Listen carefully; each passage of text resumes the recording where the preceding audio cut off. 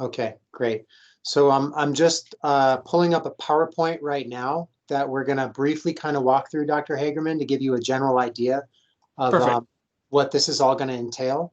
And then from there, that should be able to give you at least our objective today is to give you a real basic understanding of what this is going to entail, the amount of work that it's going to require, and the general lift behind this ask. And then I definitely want you to understand what you'd be committing to if you're going to do vaccinations within the district. So let me do a quick share screen here. Okay, can you all see that okay? Yes. Okay, great. So in general, for vaccinations, the overall stuff that you kind of need to know about here is phase 1B. We are still trying to figure out when 1B is going to happen. I'll be sending you a letter right after this for all of your 1A staff that you can use. We do ask that you just keep that internal to your organization, Dr. Hagerman. Just try not to share that out beyond the boundaries of your district. Okay. We are including athletic trainers. All right. I believe occupational therapy and physical therapy as well are included in that 1A group as well. Crystal or Kristen, can you just make sure that I'm saying that correctly? Yes, I believe you are. Okay, that makes sense. So that will increase the numbers that you had sent previously. Yeah, essentially an extra 4 people, but that we got it. If you can get those numbers over to me as soon as possible, great. But I'll do it after this call. I know perfect. all in my head. I can send it to you right away. Our big priority is just to get those folks signed up as soon as possible so that they can go in and start getting those vaccinations. I would really like before next week for all of the 1A schools group to have their vaccines taken care of. And I think Spencer and the rest of our team over here feel the same way. The sooner we can get teachers vaccinated, the better. For storage and handling, we are using the Moderna vaccine. At least that's what's being distributed out to us as a whole. You will need to have either on-site refrigeration and or freezing in order to keep this vaccine. It does keep for 28 days in refrigeration underneath specific conditions. Those conditions are listed right here, either between 2 to 8 degrees Celsius, which is 36 to 46 degrees Fahrenheit for about 2 hours and 30 minutes for defrosting. You can keep it up there for about 30 days. We do recommend storing in a freezer, though. There is a defrosting process that needs to take place. So can I ask a question there? So like theoretically, you would bring it to us frozen and we let it thaw out, or you guys do the thawing process and then we get it thawed out and we essentially have to use it within that time frame? Good question. Logistics transportation is still being figured out on our end. It could come direct from ADHS. There's a potentiality for that, but it could also come in route through the health department. The dimensions of the box are really small. It's 2 by 2 by 5, and that's inches. Spencer, is that correct? Oh, okay. And that's for 100 doses. So you have the potential to store, based on those dimensions, as much as you can. We do want to try to get the allocation for your district as well as any other proximal 1B school districts. So we're thinking, Vail could be a group that comes and gets vaccinations at your site, potentially, if you're up to taking on that logistical challenge, as well as potentially some TUSD sites as well. Okay. So, we'll get into some of the challenges beyond that here in a little bit. Okay. Yeah, but space wise, we can totally do I was worried about the storage, but that's easy. We have each site has more capacity to do that with cooling. That's we have a monitor, we have a computer number, a counter on it, so we can easily do that. Awesome. There have been questions about like backup generators and things of that nature. If that's something that you have as an ability, I don't believe that's required for storage in terms of our behalf. Spencer, thoughts on that? So if you guys, oh yeah, go for it. Go ahead. Yeah, it's not required that you have backup generators. It's just it's a bonus if you do have them. They're good to have. So we don't, but we have computer monitors on them, and that gives us warnings if something would fall out of the range. So then we would be able to move it to a place that would be within range. Cool. Gotcha. And Crystal, Yeah. I'm sorry. I'll make sure to just default to you from here on out. That because I know you're probably in charge of all this. Spencer's just a fly in the wall. No, I like, but that's fine. So I will forward you this PowerPoint right after this, so you'll have access to this. This link right here is a really helpful tool to look at with your facilities managers, just to make sure that you do have all of these pieces in place for the handling and the storage of the vaccine. It's extremely robust and everything logistically that you'll need to consider. The things that are included with the vaccine, which all of this is free, provided over to you, will be needles, syringes, alcohol prep pads, surgical masks, face shields for vaccinators, vaccination record cards for the recipients, vaccine needle and length guide, the dilute and mixing supplies based on the vaccine product that you'll be receiving. The things that aren't included that we're currently investigating to try and get some assistance in obtaining for your district are things like sharps containers, Band-Aids, gloves, and gauze cotton balls. I know from previous calls that we are working on getting some of those supplies over to you, so you won't have to cover any of those costs by your district. But we don't have that yet. So just make sure that that's understood, that it could be potentially that the health department isn't able to cover those things. But we are looking for whatever community help we can get in order to provide those things for your district. For the timeline, we're just going to skip that slide. It is 28 days between each injection, which is intramuscular. One yes. question now: if the dose stays refrigerated for so long, are you imagining giving us the first set to do the first sets out for people, and then giving us another delivery for the second shot, or are we supposed to get both shots at the same time? It depends on what you can handle logistically, but Crystal, I'm going to hand this one over to your court. Yeah, so typically we like to only give providers what you need at that time and do smaller allocations. That answer is the answer I want, so I'll stop you there. Yeah. Okay. Yeah, we don't to hold on to doses for boosters or anything. It's like we'd rather give you what you can do this week, and then when you need the boosters, we send you boosters. Yeah. That is. I just didn't want the other answer. I had concerns about the logistics of the other answer, so that's perfect. Awesome.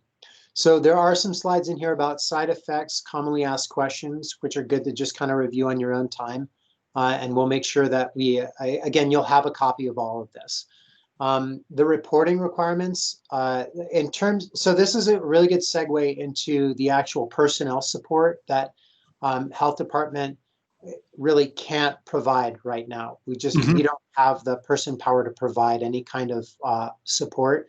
I've told other districts, and I'll tell you the same, I'm willing to come on site and help with administrative tasks on behalf of your district, since you're willing to do this.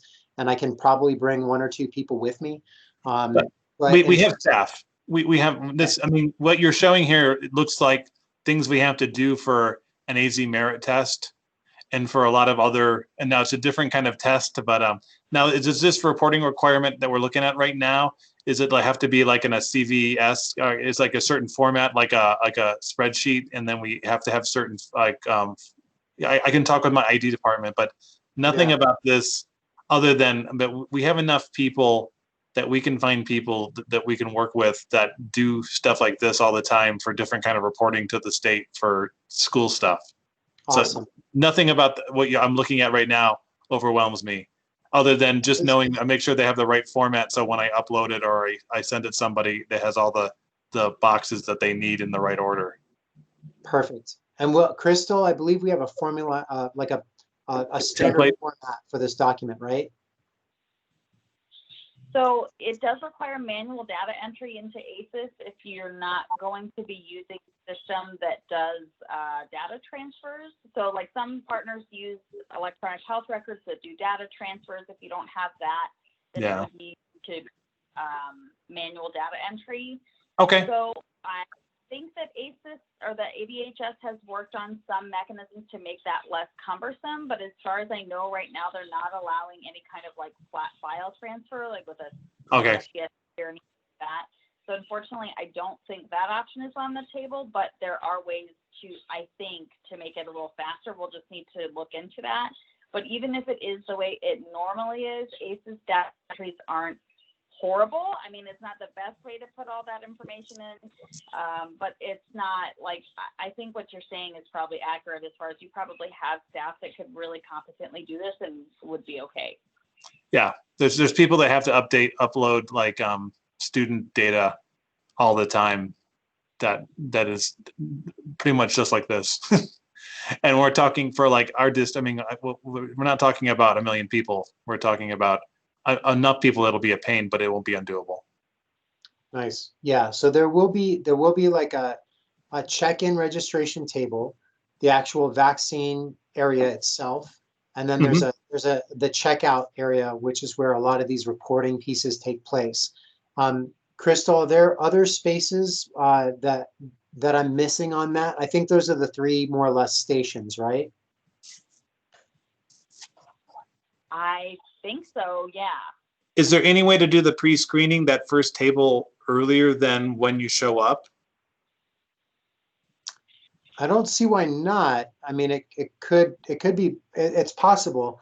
I think as I've seen a lot of the superintendents turn in the lists of their staff on an Excel spreadsheet, there should be a really easy way to set up like a query database between your district and in any specific school site from other districts that might come on to get vaccinated at the Tanque Verde site as well, to where like you have everything pretty well organized.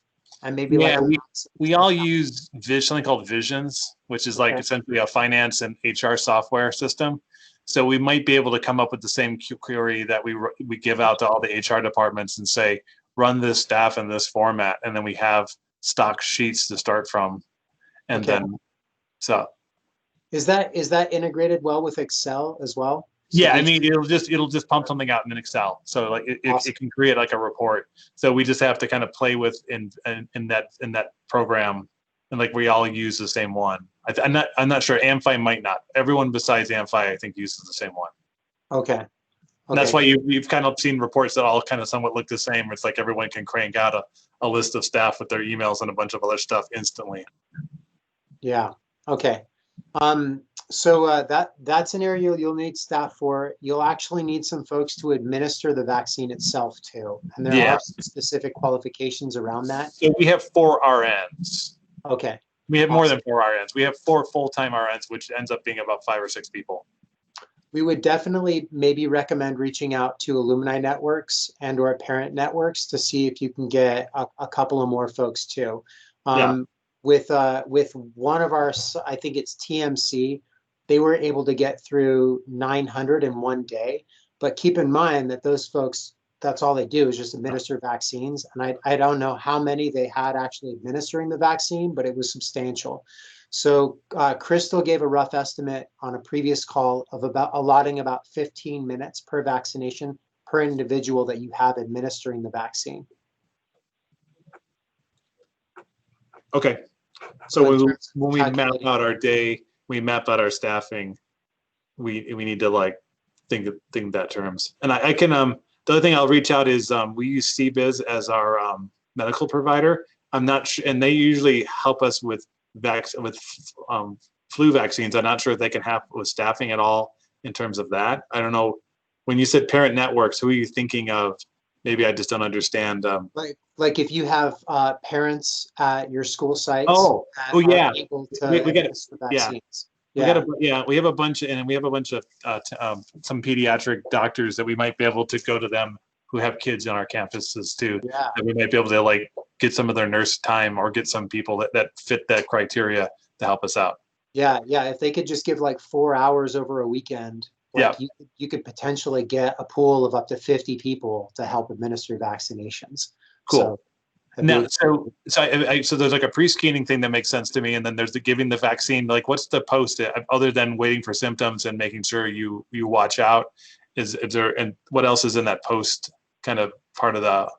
So there's that post observation, which is you're looking for any kind of allergic reactions. Mm-hmm. And one of the things that you'll have to have is an EMS on standby. That costs about $1,000 a day. We don't currently have any money to help cover that. We are trying to look for that. You could potentially ask for reimbursement through a mechanism, which I'll show you here in a little bit. and have that be a way to cover that cost, like get reimbursed for it. But it's how you code that in the billing that's important. Okay. And Kristen can tell you a little bit more about that piece. So I'm going to skip a couple of slides here. There's an onboarding process, which I'm going to send you over this link right here. It's redcap.link/onboard.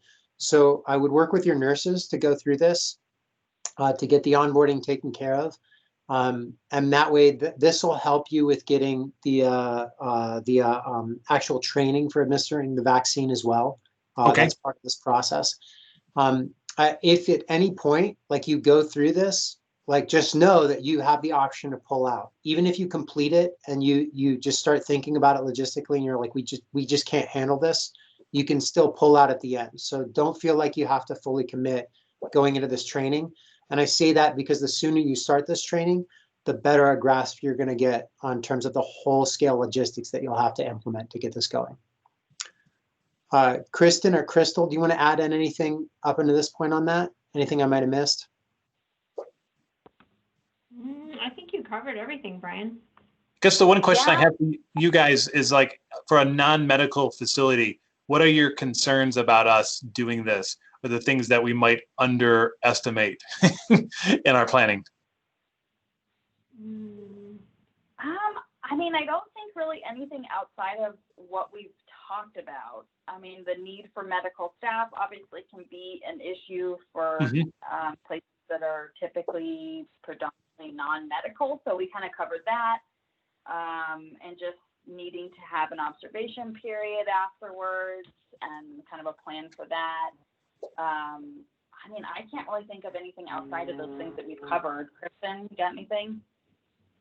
I just wanted to reiterate that even if you do start the onboarding and complete that process, you're not obligated to anything at that point. Okay. So it just helps get us ready. So I don't want you to be afraid to start that process and see how far we can get with that. And then we'll be more prepared if you decide you're able to do it. Okay.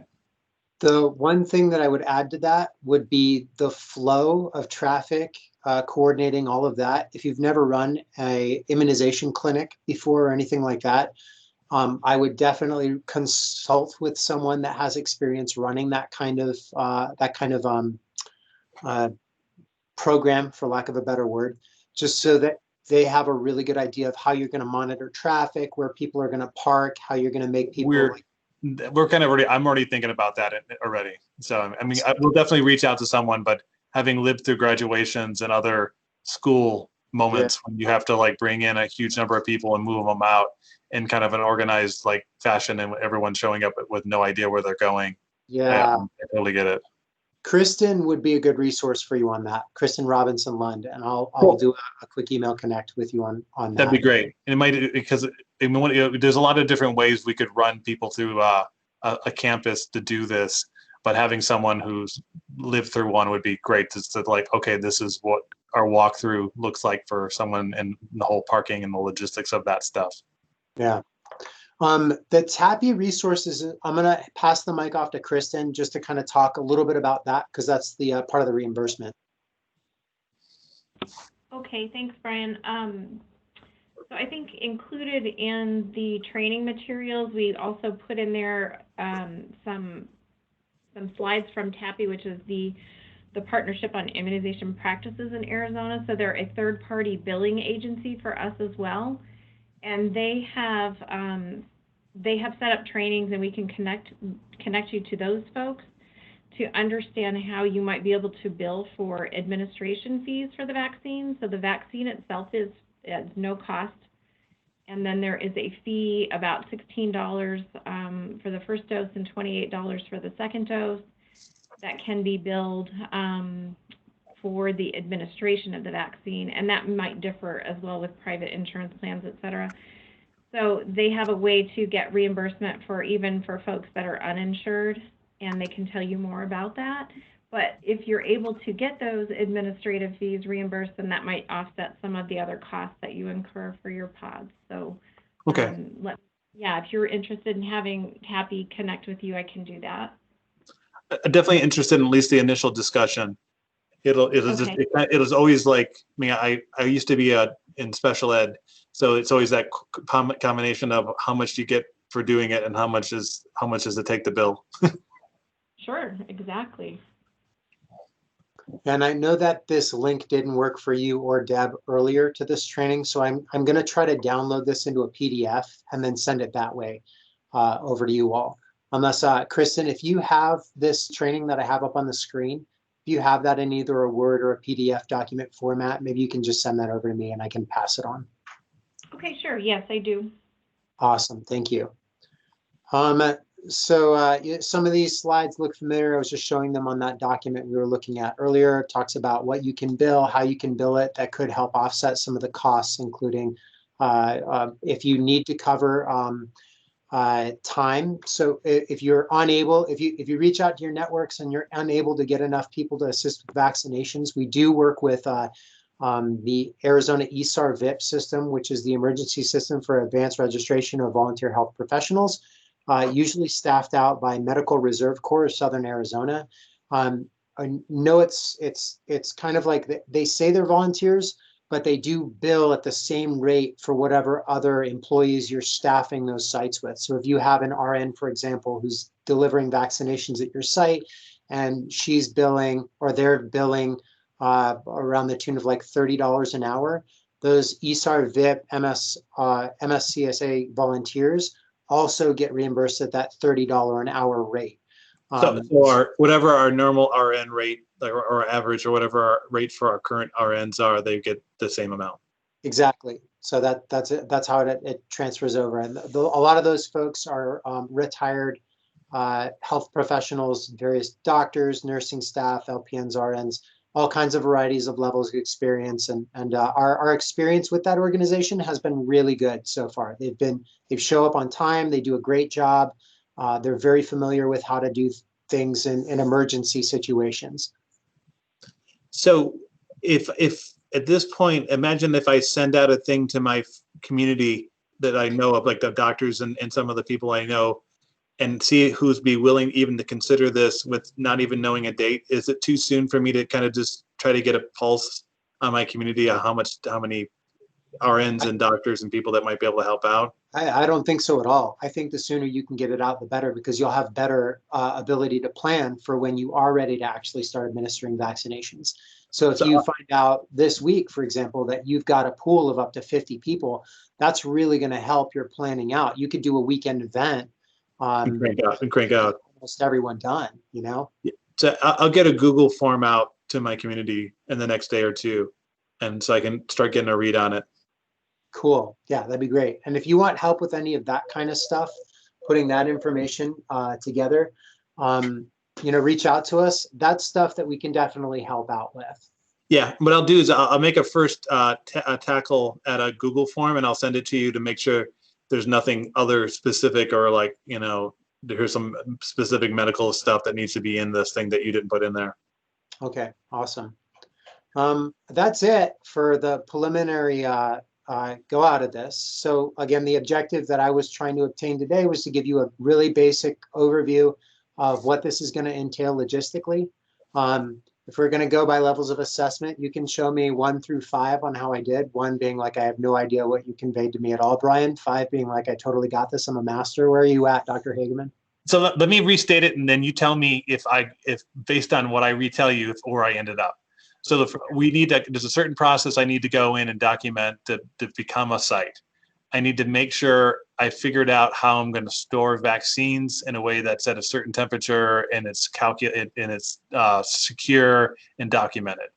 I need to put together some sites along with enough medical people that match up to 15 minutes per person per provider, and that the logistics of it match the number of people I plan on bringing in and getting through and getting out.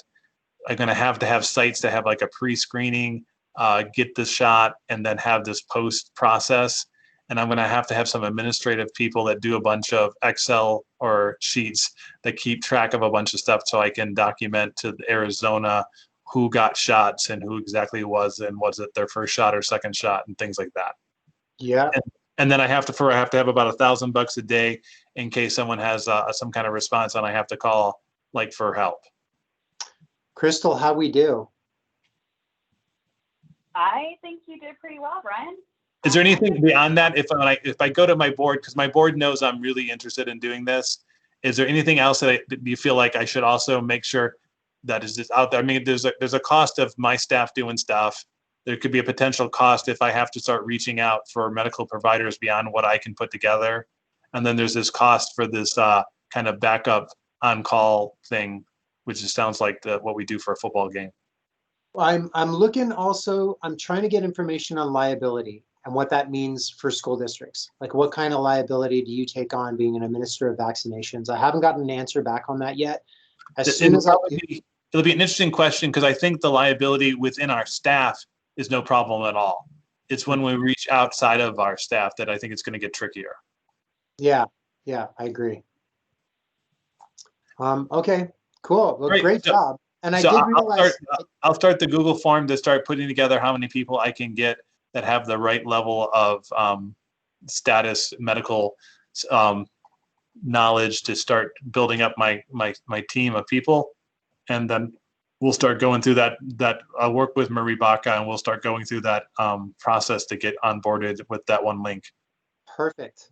The one thing that I didn't answer that I want to make sure I covered, you asked about that second station and one of the main purposes of that. And I believe that's for the actual form here that they need the vaccination card that says that they've gotten vaccinated. I think that second station is where they get that. Kristen, any feedback on that?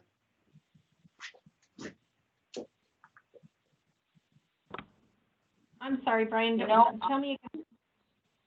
Yeah, so there's an entrance point, there's the vaccination, and then there's an exit point, which all have kind of stations that are staffed.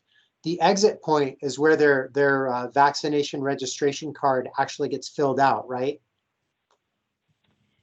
I believe that's at the administration point, yes? Yeah. Well, yeah. I don't know that there's one definite way you have to do it. I mean, I'm not sure. Spencer actually might be the person to answer since he's the pod guy. Spencer, are you still on? I think he is off. Okay. We'll find that out for you, though, Dr. Hageman. I'm with it. But that's okay. I mean, I can see that with that pre-screening stuff, we want to make sure that we get the right person and that there's no reason that person shouldn't be getting vaccinated. And then there's at the very end, we need to make sure we monitor for symptoms. And then some point along the line, they need to get a card saying they got that shot. Yep. And how do we sort that out? We'll do as directed. Cool. Looks like Spencer just jumped back on, so we may be able to answer that question for us really quick. Spencer, the question is for Pod. There's the entrance point. Oh, he's on the phone. Well, I'll catch up with him later, and then. That's no rush because I mean we'll set up three points. I'm already thinking I'm going to work with IT. If I was going to do this, I'm going to have people sign up in blocks. I'm probably going to try to have people do some of the pre-screening stuff so that people don't show up to find out they're not allowed to get a shot. Yeah. And then we can set up those 3 stations any way we need to, other than just knowing we need to have 3 stations to kind of walk people through. Cool. All right, great. Well, I think that'll do it for now. I'm going to stop recording, and then Dr. Hagerman, if it's okay